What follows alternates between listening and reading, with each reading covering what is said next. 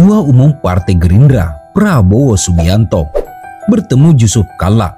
Prabowo bernostalgia saat jadi anak buah Panglima TNI Jenderal Muhammad Yusuf.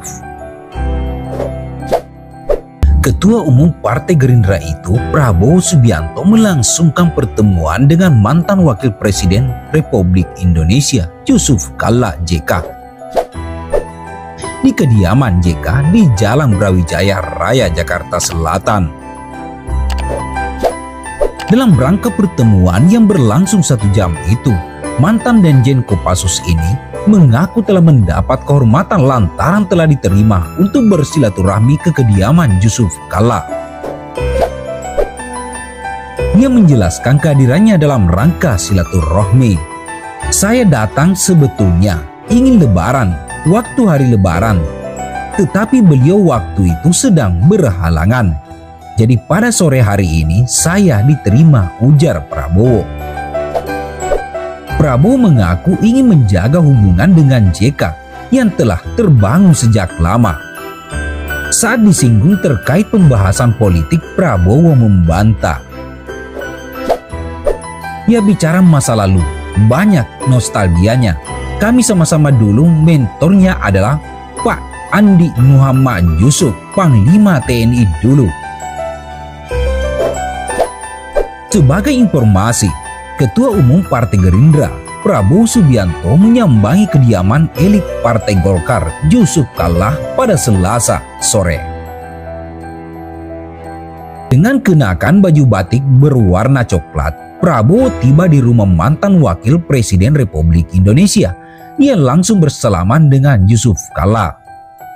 Prabowo langsung disambut dengan salam oleh Yusuf Kalla setelah turun dari kendaraannya. Di dalam, Prabowo nampak berbincang cair dengan JK. Sejumlah pengawal Menteri Pertahanan Menhan itu masih berjaga di depan rumah JK. Saat bertemu Yusuf Kalla, Prabowo didampingi Wakil Ketua Dewan Pembina Partai Gerindra Muhammad Iryawan.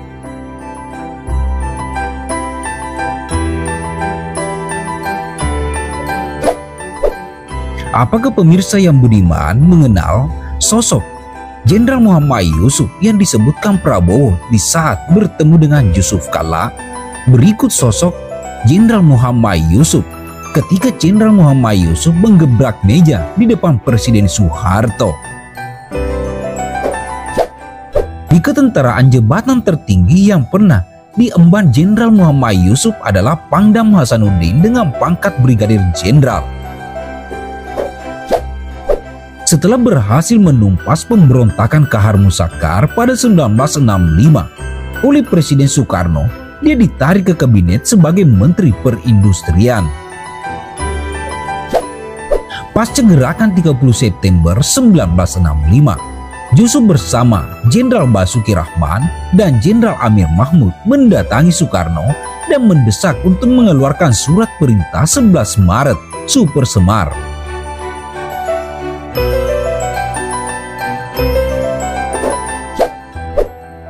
Surat itulah yang menjadi legitimasi Soeharto menggantikan Soekarno. Di bawah pemerintahan Soekarno, Jenderal Muhammad Yusuf yang punya nama lengkap Andi Muhammad Yusuf Amir bertahan sebagai Menteri Perindustrian hingga 1978.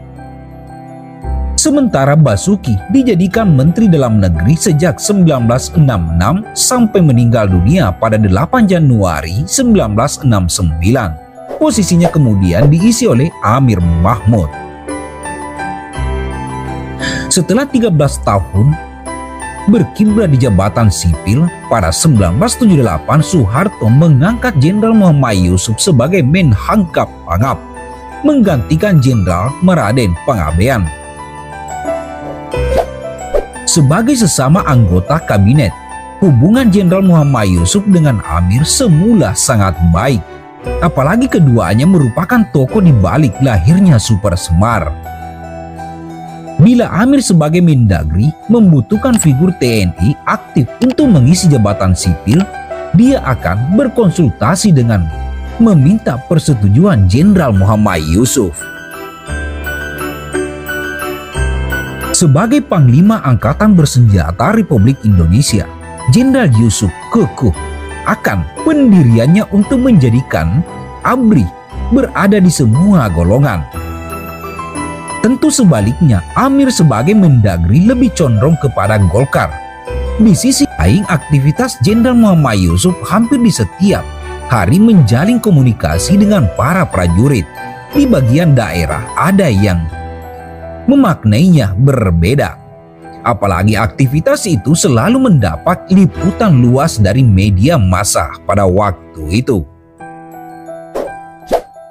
Letnan Jenderal Purnawirawan Rais Abin yang pernah menjadi asisten perencanaan umum di bawah M. Yusuf menulis bosnya itu selama 5 tahun 2 bulan menjabat sebagai Menhankap Pangap telah melakukan 411 hari perjalanan dan 172 kali kunjungan kerja. Total jarak yang tertempuh 588.122 km.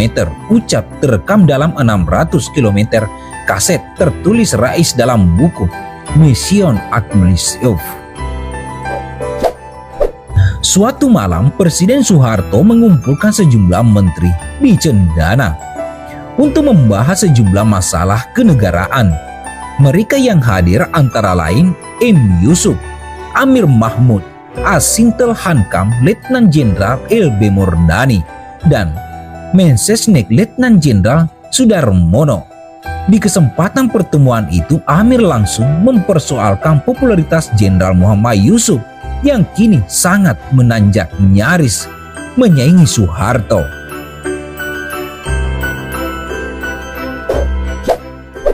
Yusuf juga disebut sebagai bagian dari adanya ambisi tertentu. Namun, tiba-tiba Jenderal Muhammad Yusuf menggebrak meja dengan tangannya. Dengan suara keras, ia menukas, "Bohong. Itu tidak benar semua," ujar seperti tertuang halaman 269 biografi Jenderal Muhammad Yusuf, Panglima para prajurit, yang ditulis oleh Atmaji Sumarjiko.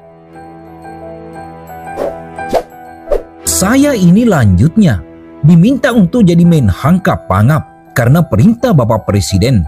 Saya ini orang Bugis, jadi saya sendiri tidak tahu arti kata kemandulangan yang berbahasa Jawa itu. Tapi saya melaksanakan perintah dengan sebaik-baiknya tanpa tujuan apa-apa.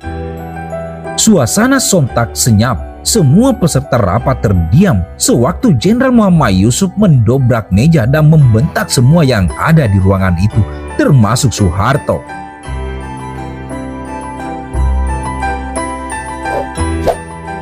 Untuk memecah kekuatan, Soeharto lalu mengakhiri rapat. Semua keluar ruangan kecuali Jenderal Muhammad Yusuf. "Jadi, Pak Yusuf, kita berbicara hal-hal lain saja," kata Soeharto sambil berdiri dan mengantar Jenderal Muhammad Yusuf keluar dari ruangan.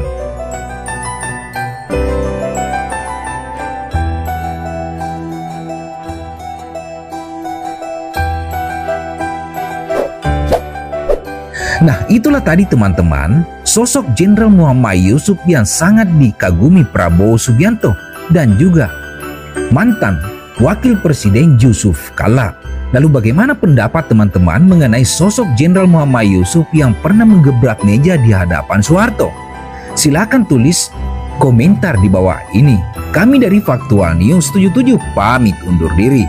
Sekian dan terima kasih. Wabillahi taufiq wal hidayah. Wassalamualaikum warahmatullahi wabarakatuh. Terima kasih sudah nonton. Jangan lupa like, subscribe, dan share ya.